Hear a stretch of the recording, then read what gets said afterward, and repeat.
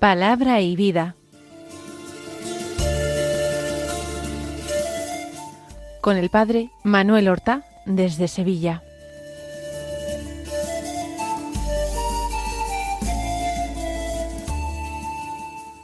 En el nombre del Padre, y del Hijo, y del Espíritu Santo. Amén. Alabados sean Jesús y María. Muy buenos días, queridos amigos, oyentes de Radio María y seguidores del programa Palabra y Vida. Hoy es el jueves de la 20ª semana del tiempo ordinario, pero este jueves es día 24 de agosto, y el 24 de agosto la Iglesia celebra una fiesta, la fiesta de un apóstol, San Bartolomé. Nosotros en el Evangelio escucharemos la vocación de Natanael, que parece ser el mismo que los evangelistas sinópticos llaman Bartolomé. Puede que sea un doble nombre. Bartolomé es un nombre de familia. Bartolomé es el hijo de Ptolomé o de Tolmai o Ptolomeo, y es un nombre israelita, un nombre judío, lo mismo que Natanael. Se dice de él que había nacido en Caná de Galilea, que era amigo, parece, de Felipe, quien lo condujo a Jesús. Y no tenemos noticias rigurosamente históricas de él. Hay una tradición grande, importante, mantenida por un autor eclesiástico de la antigüedad, San Eusebio de Cesarea, que afirma que predicó el Evangelio en la India, en la parte más occidental de la India. Pero no es la única tradición. Hay otras tradiciones también antiguas que lo hacen predicando el Evangelio en Armenia y sufriendo incluso allí el martirio. También se le hace presente en Mesopotamia, en las orillas del Mar Negro, distintos lugares, bien solo, bien acompañando a otros apóstoles como Andrés o como a Felipe. Vamos nosotros a escuchar la palabra de Dios que se proclama en la liturgia de la misa del día. La primera lectura es un texto del libro del Apocalipsis. No hacemos hoy lectura del libro de los jueces, porque hoy no tenemos lectura continuada. Las fiestas litúrgicas tienen lecturas propias. Del libro del Apocalipsis, capítulo 21, desde el versículo 9, segunda parte, hasta el versículo 14, que dicen así: El ángel me habló diciendo: Mira, te mostraré la novia, la esposa del Cordero. Y me llevó en espíritu a un monte grande y elevado, y me mostró la ciudad santa de Jerusalén, que descendía del cielo de parte de Dios, y tenía la gloria de Dios. Su resplandor era semejante a una piedra muy preciosa, como piedra de jaspe cristalino. Tenía una muralla grande y elevada, tenía 12 puertas, y sobre las puertas 12 ángeles, y nombres grabados, que son las 12 tribus de Israel. Al oriente 3 puertas, al norte 3 puertas, al sur 3 puertas, al poniente 3 puertas, y la muralla de la ciudad tenía 12 cimientos, y sobre ellos los nombres de los 12 apóstoles del Cordero. El Apocalipsis maneja una serie de símbolos muy vivos, muy fuertes, que pueden producir una impresión extraña en el lector poco avezado a este estilo de escribir, a esta literatura apocalíptica, que constituyó un género literario dentro de la Sagrada Escritura.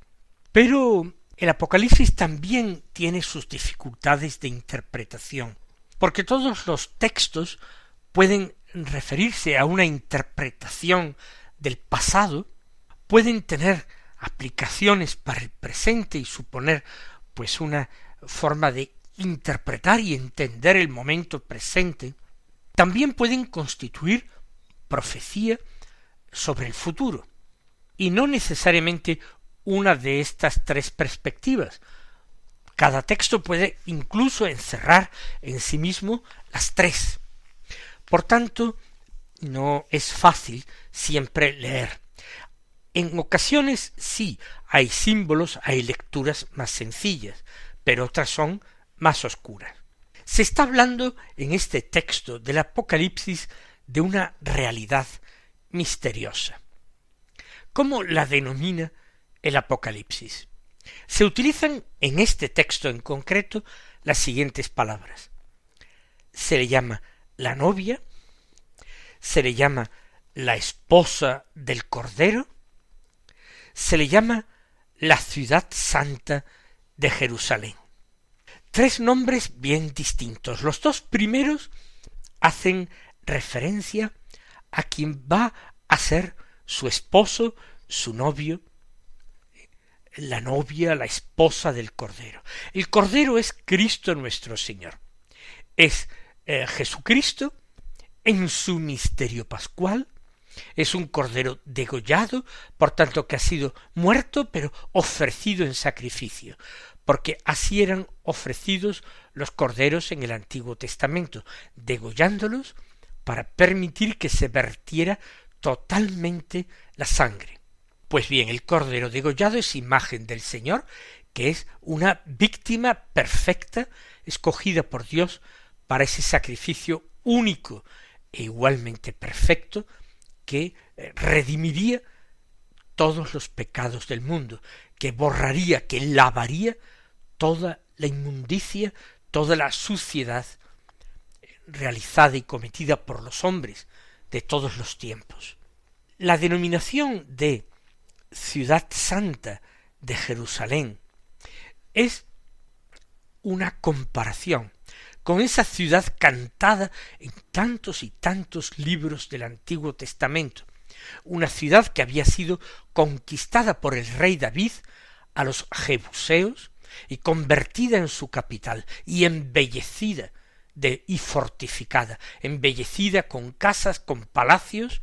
Él construiría en el monte Sión su morada, su palacio, y su hijo Salomón construiría también el templo dedicado a Dios. Pero esa ciudad santa es cantada por los salmos, por los profetas, como el lugar donde reside la gloria de Dios, donde hay que ir para ponerse en un contacto directo e inmediato con Dios.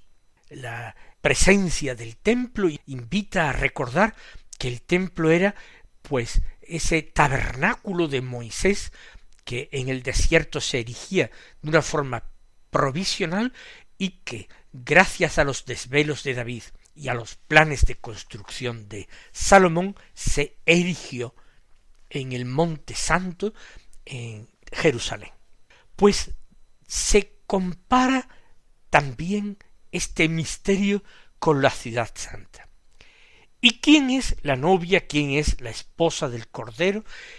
¿Quién es esta ciudad santa que baja del cielo?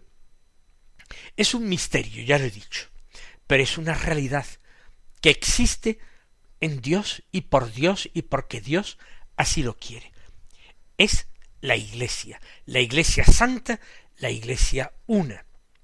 Es una la Iglesia porque Dios no se desposa más que con ella, no le promete fidelidad y le exige fidelidad más que a ella, sólo a ella la hace fecunda y madre de innumerables hijos.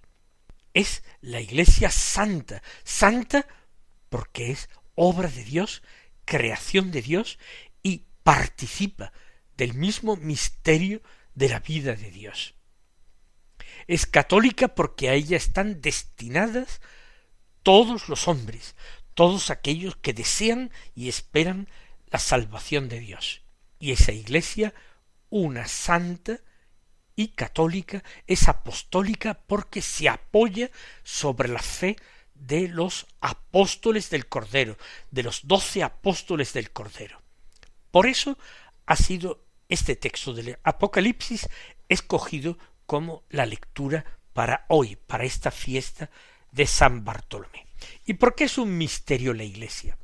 Porque la Iglesia no es una abstracción que designe al conjunto de los bautizados, al conjunto de los redimidos, al conjunto de todos los que caminan en este destierro hacia la patria celestial, en este éxodo, ya prefigurado en el éxodo que llevó a los israelitas de la cautividad en Egipto a la libertad de la tierra prometida, no es simplemente el conjunto de los cristianos que peregrinan, que caminan, ni tampoco el conjunto de los bienaventurados que están en el cielo, ni de aquellos que están purificándose en el purgatorio.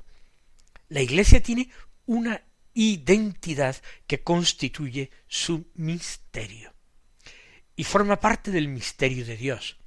Por eso es imposible de entender y descifrar.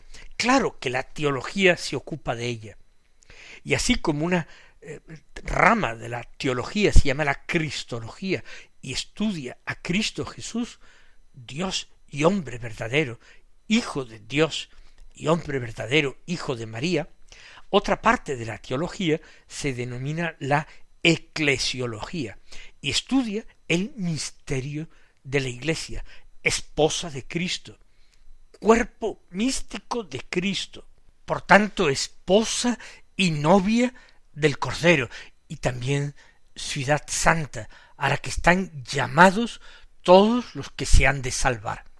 El misterio de la Iglesia. Aquí no se describe en términos teológicos como podríamos encontrarlos en un manual de eclesiología. Simplemente con ese lenguaje profético del Apocalipsis se describen realidades, se describen misterios. Y el vidente de Patmos, el autor del Apocalipsis, es llevado en espíritu a un monte grande y elevado, y desde allí puede contemplar un paisaje espiritual. Es llevado en espíritu, no en cuerpo, y se trata de una visión espiritual. Y allí, o desde allí, le es mostrada esa ciudad santa de Jerusalén que descendía del cielo de parte de Dios y tenía la gloria de Dios. Tenía la gloria de Dios porque su misterio estaba unido indisolublemente. Como el esposo y la esposa están indisolublemente unidos con un vínculo eterno, así la Iglesia está indisolublemente unida a su esposo, que es Cristo, que es quien la alimenta, quien le da su nombre, quien le hace participar de su destino, que comparte con ella sus riquezas. Y describe en la visión la hermosura de esta ciudad santa de Jerusalén. Tiene la gloria de Dios, pero su resplandor era semejante a una piedra muy preciosa, como piedra de jaspe cristalino. Se va a hablar de 12 puertas, cada puerta protegida por un ángel, cada puerta con un nombre grabado que son las 12 tribus, cada puerta hecha de una sola y preciosísima piedra. Es curioso cómo en la antigüedad y en la Edad Media se escribieron tratados para describir, clasificar y decir las propiedades de distintas piedras o gemas. Recordemos, por ejemplo, dos grandes santos alemanes, ambos doctores de la Iglesia, que describieron pues tratados de piedras, lapidarios. Uno, San Alberto Magno, que fue profesor de Tomás de Aquino en París. La otra, pues se trata de una mujer, Santa Hildegarda de Bingen, monja benedictina, declarada doctora de la Iglesia por el Papa Benedicto XVI. Pues bien, las piedras preciosas tenían un sentido y un significado en la antigüedad bíblica, y la han tenido a lo largo de la Edad Media, y se le atribuyen distintas propiedades a cada una de estas piedras. Por tanto, la Sagrada Escritura está hablando de la belleza de estas piedras talladas y engastadas en esa verdadera joya que es la Jerusalén del cielo. Puertas, pero puertas fortificadas. No es una cárcel. El mismo Jesús en el Evangelio de San Juan dirá que Él es la puerta de las ovejas, y que el que entre por él podrá entrar y salir y hallar pastos abundantes. Por tanto, no son puertas simplemente para encerrar a los que están dentro, pero sí para protegerlos de amenazas exteriores. Por tanto, los apóstoles tienen un papel importante en la constitución de esta Iglesia, de este misterio de Dios. De hecho, los 12 cimientos de las murallas tienen los nombres de los apóstoles del Cordero. No es solamente el de Pedro, sobre el que Jesús afirmó que construiría, que edificaría su iglesia. Los 12 apóstoles son los cimientos de aquella ciudad. Damos gracias a Dios que nos ha traído a esta iglesia, a este misterio, unido indisolublemente a Él, como la esposa se une al esposo. Vamos a darle gracias porque la iglesia a la que hemos sido conducidos es una, es santa, es católica y es apostólica.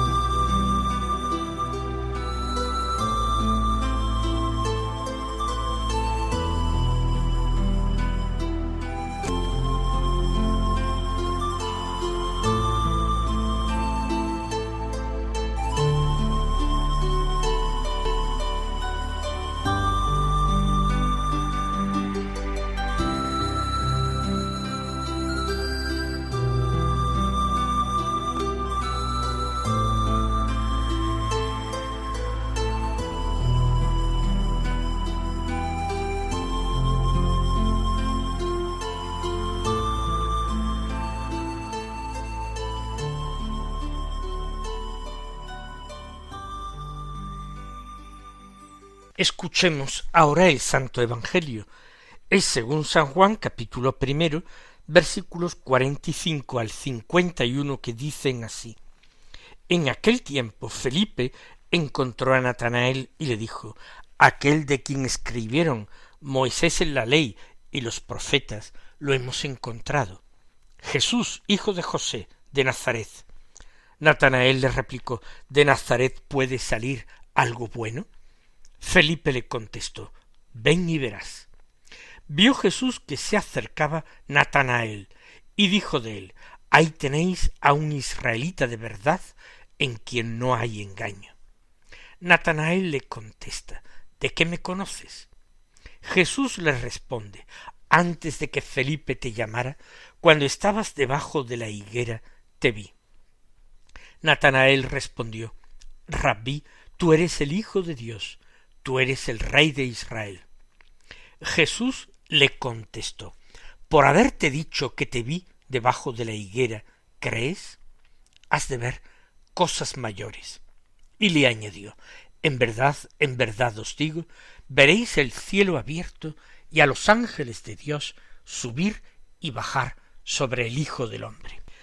El personaje de este apóstol, que el cuarto evangelio llama Natanael, es un personaje fascinante, el único de los apóstoles de Jesús que es elogiado por el Señor desde el mismo instante en que lo llama, en que lo conoce. un apóstol que luego parece que queda en la sombra, que no tiene ninguna intervención destacada en los evangelios.